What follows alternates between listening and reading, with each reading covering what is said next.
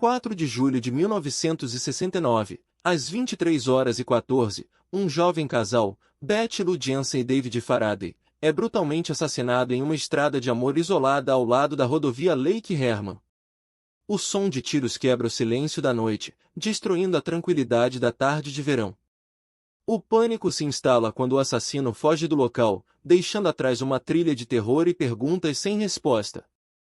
Os corpos das vítimas são encontrados com múltiplos ferimentos de bala, a brutal realidade de seu destino está claramente evidente. A noite de 4 de julho ficará para sempre gravada na memória das pessoas que testemunharam esse crime hediondo. Quando as autoridades chegam ao local, elas são recebidas com uma cena chocante: 2 corpos sem vida, seu sangue escorrendo sobre o asfalto da rodovia Lake Herman. A escuridão da noite adiciona um clima sinistro à cena já perturbadora, com o som de grilos e o distante zumbido de um carro passando criando uma melodia perturbadora. Um leve aroma de pólvora permanece no ar, lembrando a violência que acabou de ocorrer. A lua projeta uma luz sobrenatural sobre a cena, iluminando o horror que está diante dos investigadores. Cada detalhe, não importa quão pequeno, será examinado com atenção para desvendar o mistério do assassino do Zodíaco.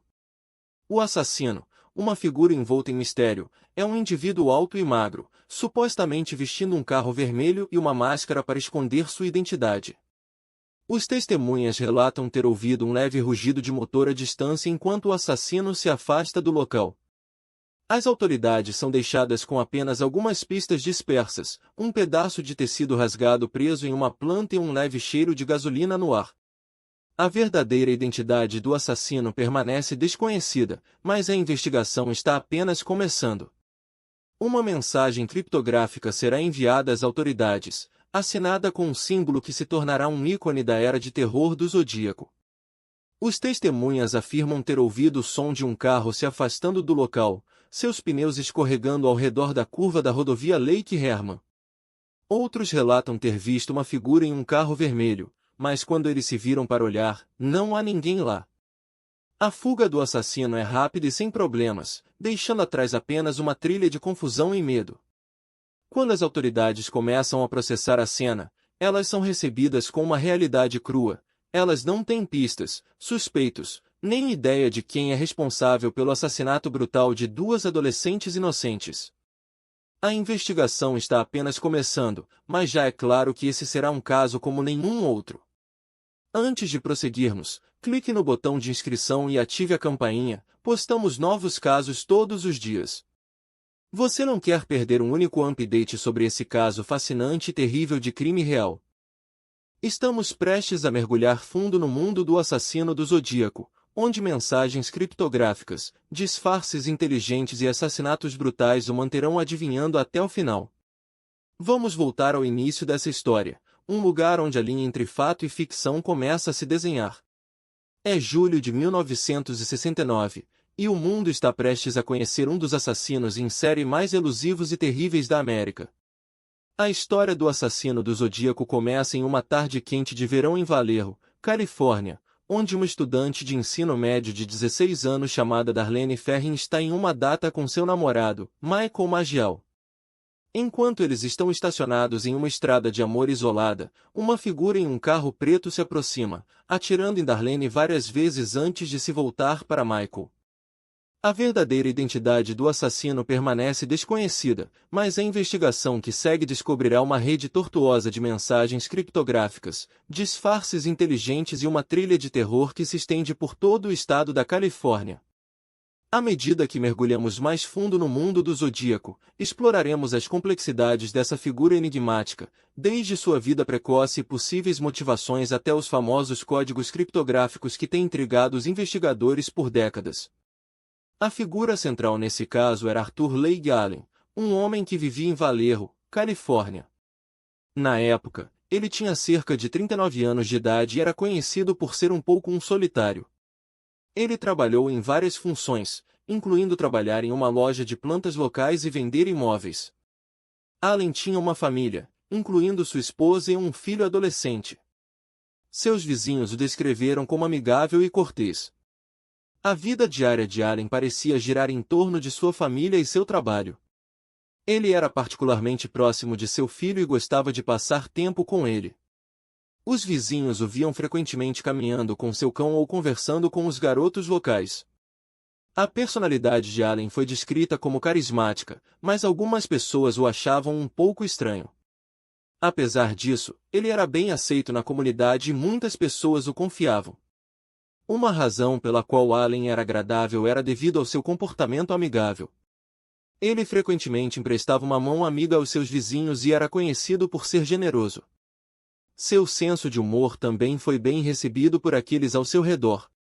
A relatabilidade de Allen se originou de suas lutas diárias, incluindo um casamento problemático e dificuldades financeiras. Ele era uma pessoa complexa, mas muitos o viam como um indivíduo bondoso e compassivo.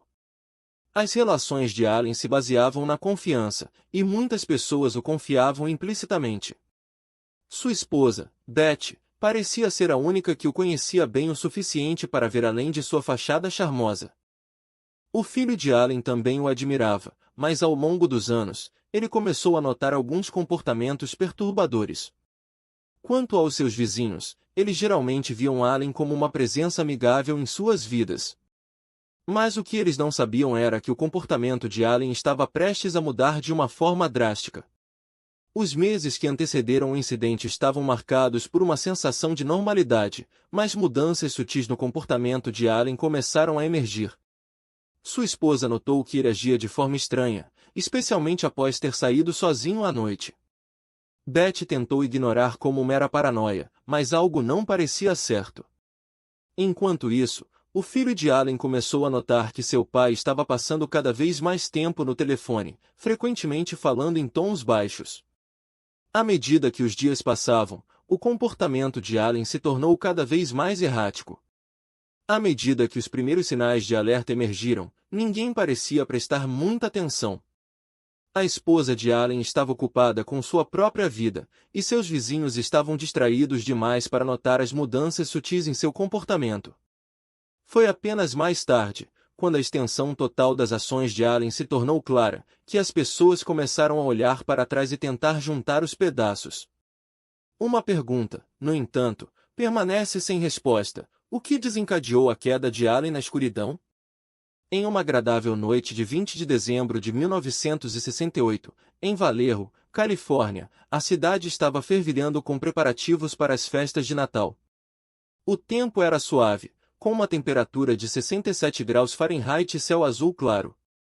Às 21h45, a noite estava cheia de luzes de Natal cintilantes e um sentimento de tranquilidade silenciosa. Mas isso estava prestes a mudar em questão de minutos. Poucos sabiam, mas um assassino em série estava escondido nas sombras, pronto para atacar. Os eventos que levaram ao crime começaram meses antes, quando uma série de cartas e criptogramas começaram a aparecer nos jornais locais. O assassino, conhecido como o assassino do Zodíaco, afirmou ter matado 37 indivíduos, embora apenas 5 assassinatos fossem confirmados na época. Uma mensagem criptográfica foi enviada ao San Francisco Chronicle, indicando que um ataque brutal estava prestes a ocorrer. A polícia estava em alerta máximo, mas não conseguiu determinar a localização. O assassino parecia estar sempre um passo à frente. Por volta das 21h45, um estudante de ensino médio de 17 anos, David Farley, e um estudante de 16 anos, Beth Lou Jensen, estavam dirigindo de volta de um jogo de basquete quando seu carro foi parado por um homem armado. O assassino, posteriormente identificado como Arthur Leigh Gallen, ordenou que o casal saísse do veículo e fosse para a margem da estrada. Em um evento chocante, o assassino abriu fogo, acertando David no peito e Beth na cabeça. David morreu instantaneamente, enquanto Beth morreu pouco tempo depois de chegar ao hospital. O detalhe mais chocante do crime é que Arthur Leigh Gallen foi posteriormente revelado como suspeito do caso do assassino do Zodíaco, mas conseguiu escapar da atenção da polícia devido à falta de evidências. Essa informação deixou os investigadores atordoados, pois eles se esforçaram para compreender como haviam perdido a pista. A cena do crime foi marcada por uma trilha de sangue, vidro quebrado e o sentimento sinistro de um predador escondido nas sombras.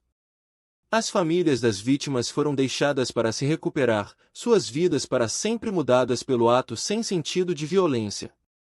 Essa brutal ação de assassinato continuaria a perseguir a nação por anos a fio.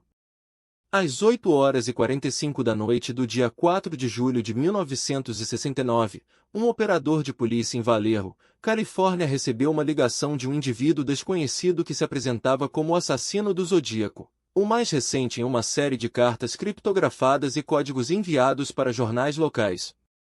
O operador de polícia rapidamente alertou os oficiais, mas sua resposta foi lenta em se iniciar, em grande parte devido à percepção de novidade da situação na época. Inicialmente, a polícia não levou as ameaças do assassino do Zodíaco muito a sério, pensando que era apenas uma brincadeira ou um golpe. No entanto, dentro de uma semana, 2 mais pessoas haviam desaparecido e um casal foi brutalmente assassinado de uma maneira muito familiar ao modus operandi do assassino do Zodíaco. À medida que se tornou claro o escopo dos crimes, a polícia rapidamente mudou para uma alta velocidade, com oficiais trabalhando em torno do relógio para perseguir o assassino. Um dos principais pedaços de evidência no caso do assassino do Zodíaco é o 340 cifrado, um criptograma enviado ao San Francisco Chronicle em 1969. O cifrado era uma mensagem aparentemente impossível de decodificar que incluía uma série de letras e números, mas um dos códigos foi posteriormente encontrado para apontar para o nome do assassino em uma peça de papel deixada no local de um crime. Decodificar o cifrado provou-se ser um ponto crucial de ruptura no caso. O cifrado foi enviado a uma equipe de criptógrafos que trabalharam em torno do relógio para quebrá-lo, mas não foi até 2020 que ele foi finalmente decodificado. A mensagem decodificada revelou que o assassino do Zodíaco estava reivindicando a responsabilidade pelos assassinatos e provocando a polícia. Ao longo dos anos, vários indivíduos foram identificados como possíveis suspeitos no caso do assassino do Zodíaco, mas nenhum deles foi oficialmente confirmado como o assassino. Arthur Leigh Gallen, um molester convicto de crianças, é um dos suspeitos mais conhecidos, devido a uma série de investigações que revelaram uma riqueza de evidências apontando para sua culpa. Outro suspeito é Richard Gaikowski, um ex-editor que havia trabalhado anteriormente para os 2 principais jornais da área da Bahia de São Francisco. Em 2018, uma equipe de pesquisadores sugeriu que o assassino do Zodíaco era na verdade um homem chamado Jack Unterweger, um assassino em série da Áustria que foi condenado por múltiplos assassinatos na década de 1970. No entanto, nenhum desses teorias foi oficialmente provado. Um dos mais infames leads no caso do assassino do Zodíaco foi a carta Postini, que incluiu uma impressão digital de um suspeito deixada no local de um crime. No entanto, não foi até meses depois que os investigadores perceberam que a impressão digital não correspondia a ninguém em seu banco de dados, e o lead foi frio. A família Stine continuou a pressionar por mais investigações sobre o assassinato do filho, mas a polícia parecia mais interessada em perseguir outras pistas. A carta Stine provou ser uma caça ao coelho que levou os investigadores em uma roda gigante de falsas pistas e desvio, desperdiçando tempo e recursos valiosos. No final, a carta permaneceu como uma das muitas peças não resolvidas do quebra-cabeça do assassino do Zodíaco. A revelação ou o giro inesperado que ninguém havia previsto era que o serial killer, longamente investigado, poderia ter sido na verdade uma mulher. Em 2018, uma nova investigação liderada pelo ex-oficial de polícia, Mike Rogers, descobriu evidências apontando para uma potencial culpada feminina. Ele sugeriu que uma mulher chamada Darlene Ferrin, que era uma amiga próxima de um dos vítimas, Paul Stine, poderia ser o assassino. De acordo com fontes, Ferrin supostamente tinha um estilo de cabelo e altura semelhantes ao esboço composto divulgado pela polícia. Este novo giro jogou toda a investigação em questão.